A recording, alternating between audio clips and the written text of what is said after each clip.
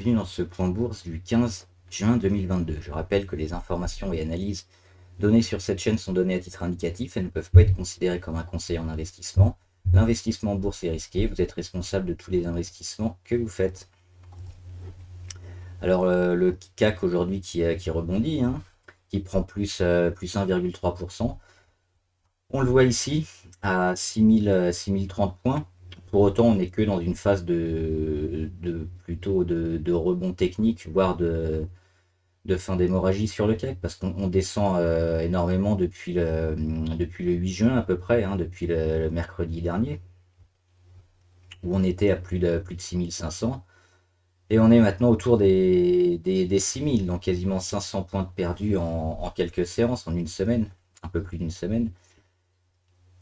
Donc rebond technique toujours dans une tendance de fond baissière, depuis le début de l'année, on le voit, le CAC ne fait que descendre, avec des mouvements un peu erratiques parfois quand il est sur des points pivots. Alors on le voit ici, le point pivot, c'est celui des 6090 environ, sur lequel le CAC avait rebondi au mois de mai dernier, qu'on a enfoncé un petit peu il y a 2 jours, 3 jours, et sur lequel on vient buter un petit peu juste en dessous à 6130. Alors ce qui est intéressant de noter, c'est que la première fois depuis 1, 2, 3, 4, 5, depuis 6 jours, 6 séances qu'on va pas chercher plus bas.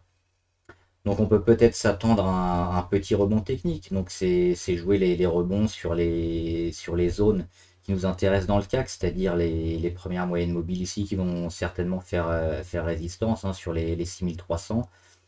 Donc probablement un peu de zigzag et un peu de mouvement ici entre 6030 et 6330. Pour la suite, c'est ce qu'on disait déjà depuis un moment, c'est l'été qui va être compliqué pour le CAC, avec toujours cette longue oblique ici qu'il faudra casser franchement pour s'en sortir, mais ça risque d'arriver probablement à la fin de l'été, donc août ou septembre.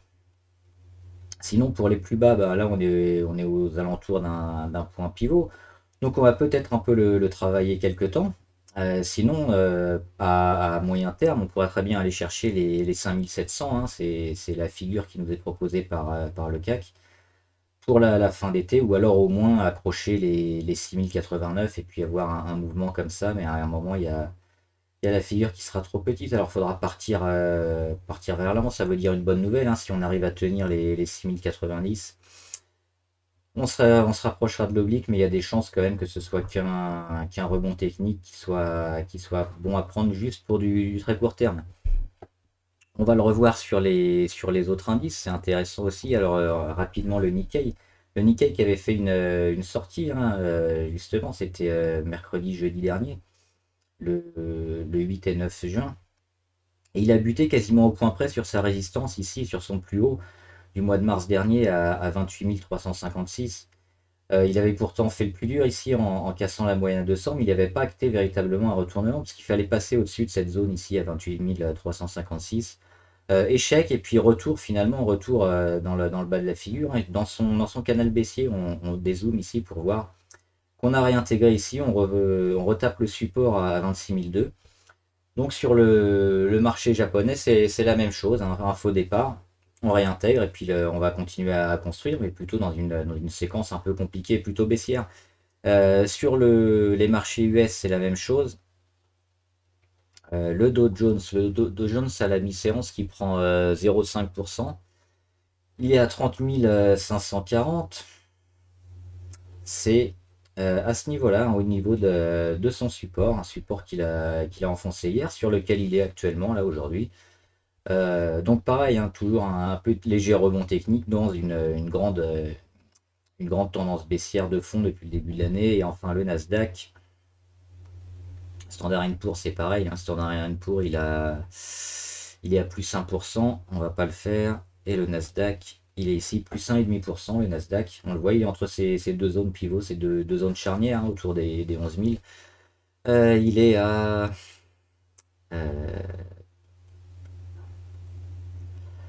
il est à 11 020 points, le Nasdaq. Donc de la construction, toujours dans une grosse tendance baissière aussi. Par contre, on va peut-être avoir des rebonds intéressants très court terme. Allez, on regarde les actions intéressantes.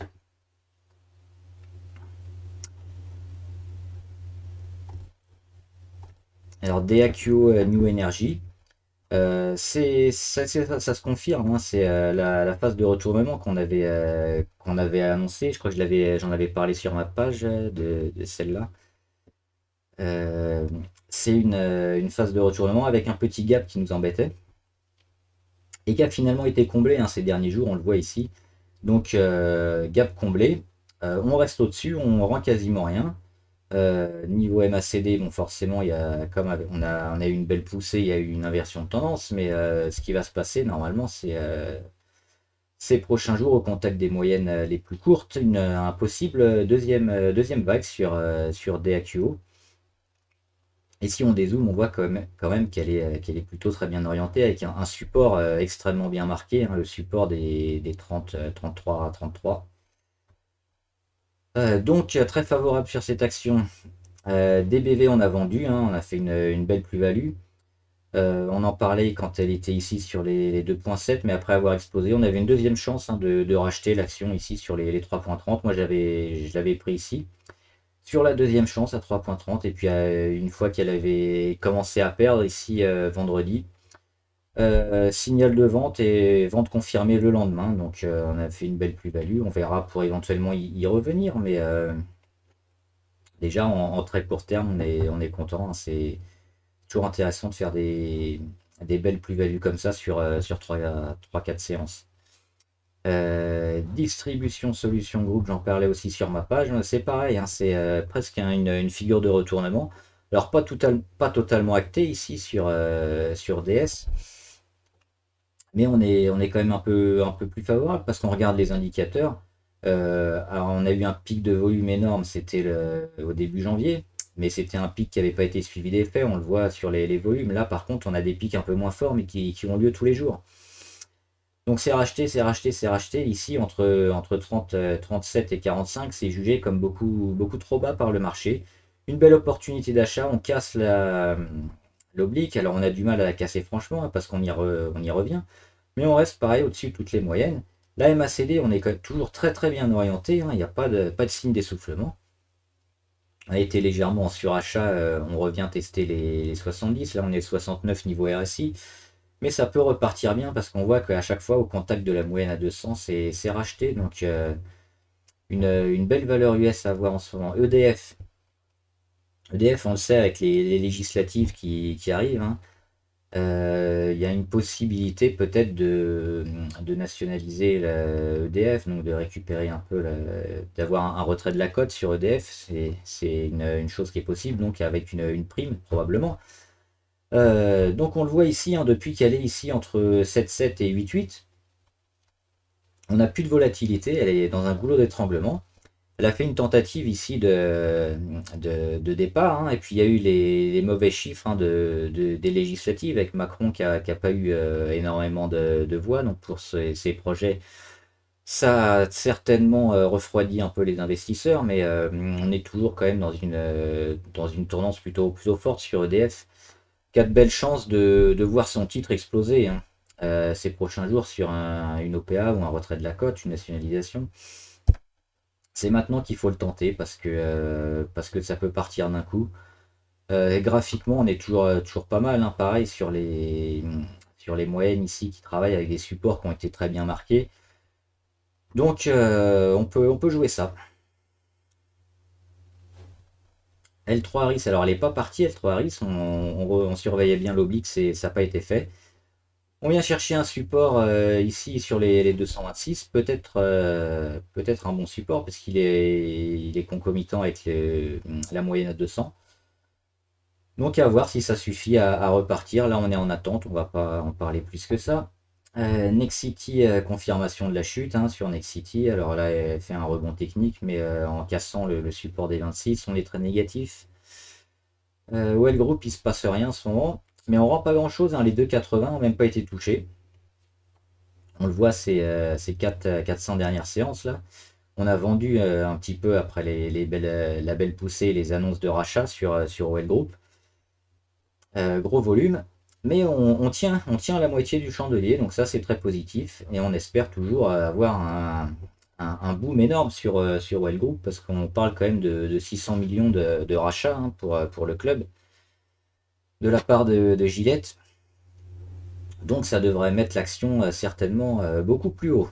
Donc si vous n'êtes pas dessus, ça vaut toujours le coup hein, maintenant de rentrer. Et si vous êtes dessus, bah, soit recharger, soit tenir, parce que il y a une très belle opportunité sur ce titre.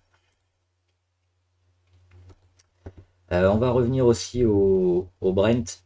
J'ai pas fait tout à l'heure le Brent, hein, alors moi, vous le savez, ça fait un moment que je vous en parle. Le Brent, j'ai une position short dessus. Parce que échec ici à 127, c'était avant une belle correction. On construit, on construit, on construit. On recharge sur la moyenne à 20 et 50. Et on revient ici sur cette zone à 127.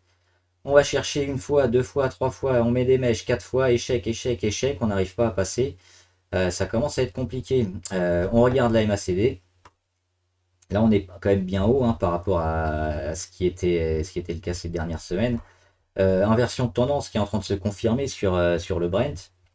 Échec sur les prix à plusieurs mois d'intervalle. Le pétrole et l'OPEP qui est en train d'augmenter sa production. Ça fait beaucoup trop. Il y a aussi le secteur de l'énergie qui est en plein boom. Et donc on parie déjà sur des nouvelles énergies, hein, que ce soit, alors, il y a aussi des énergies fossiles, mais on a l'énergie renouvelable.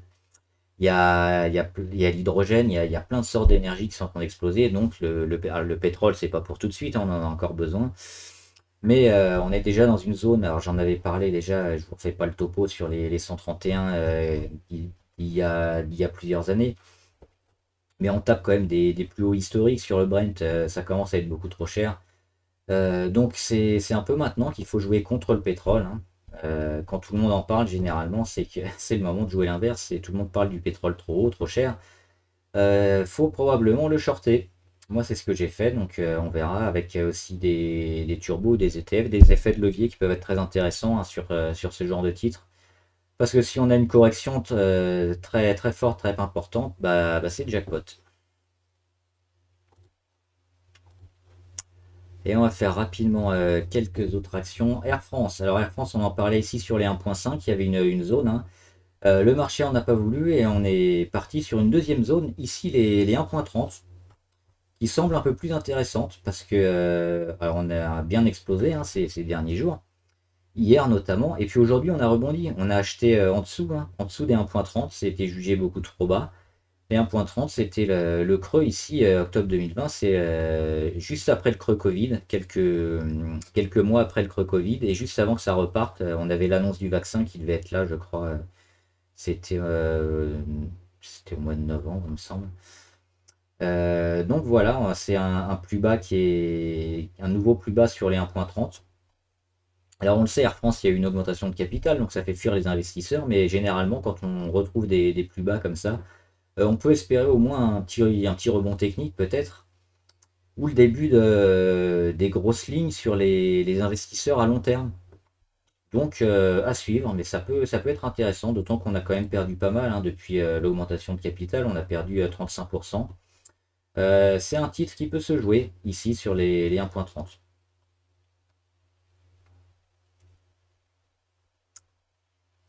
On va faire quelques US après en fin de vidéo.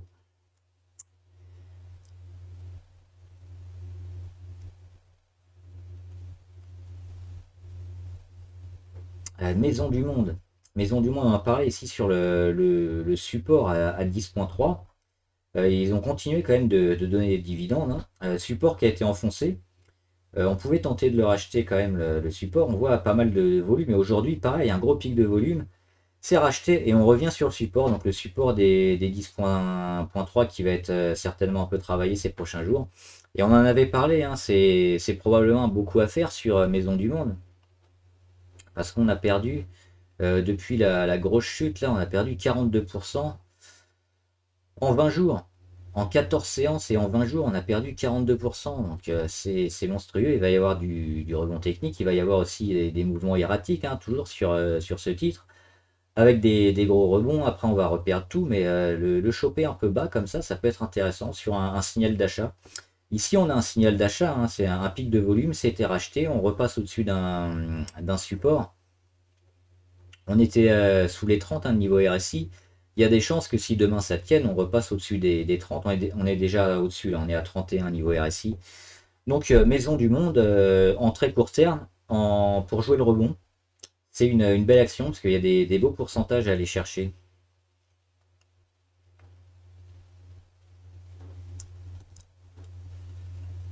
Euh, OVH, elle commence à frétiller.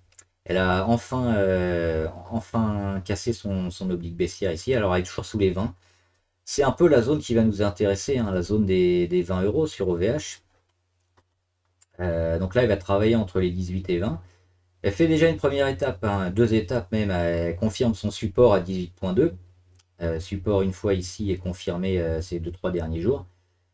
Et elle vient casser l'oblique baissière, donc fin d'hémorragie, confirmation de support. Maintenant, il va falloir casser les 20. Et puis sur cassage des 20, on aura peut-être quelque chose d'intéressant à jouer sur OVH. Donc on va pouvoir suivre ça ces prochains jours, hein, les 19, 9, 20 à peu près, pour se placer dessus.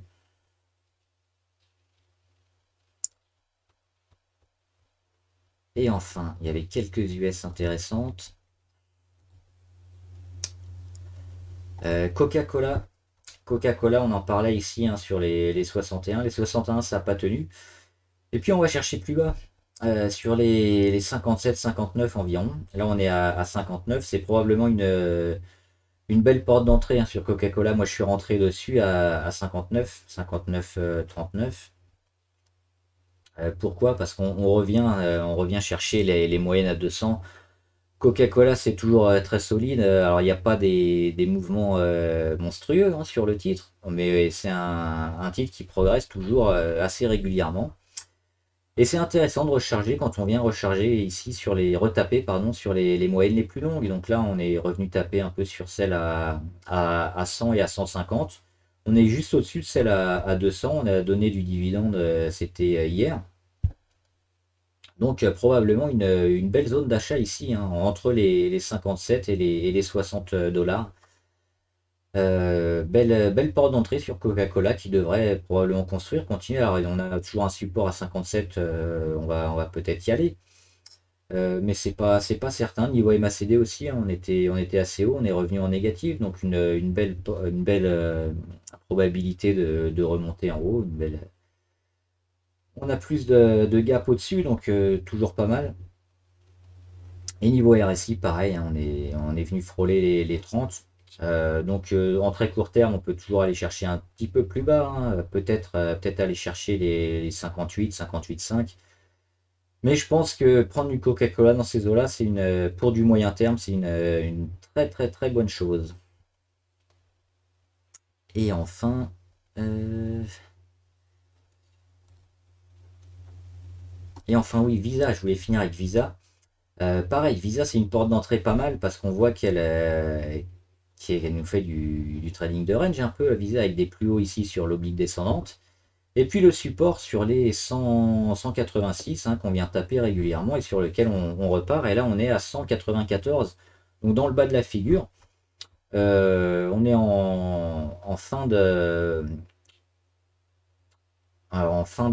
en début plutôt d'inversion de tendance, pas encore, mais c'est en début d'inversion, pardon. Ça va arriver probablement demain ou après-demain.